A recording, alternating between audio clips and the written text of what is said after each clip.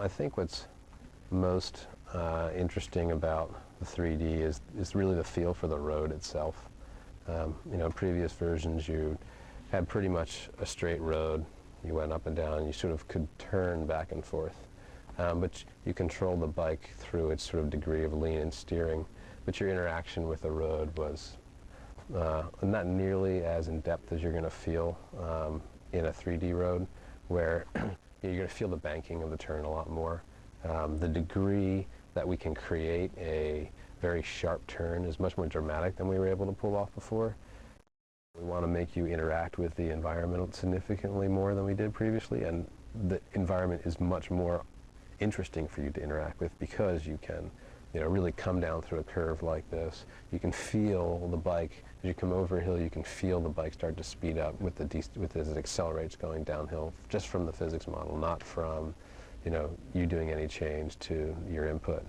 So we want the player to be able to react to that. We want the player to be able to, as he's starting to go through a turn and he heads into the turn too fast, I want you to really feel the back of your bike start to slide. Before we could shoot you sort of going off of the curvature, optimal sort of path of the curvature of the curve, but you couldn't really feel the banking of the curve hold you in place. The bitmap version, we had something around 300 to 400 frames of animation for all the bikers' moves in previous versions.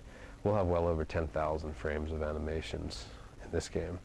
And with that number of discrete sort of concept of frames, you know, there's so little difference that the movement looks so much smoother and so much more lifelike. And I think that the player's reaction with the biker is going to be a lot more real, because he's going to feel more real to the player. When he's sitting on his bike just cruising, you know, you'll see bikers fidgeting and moving around. You'll see them turn around and look at one another. You'll be able to look from side to side.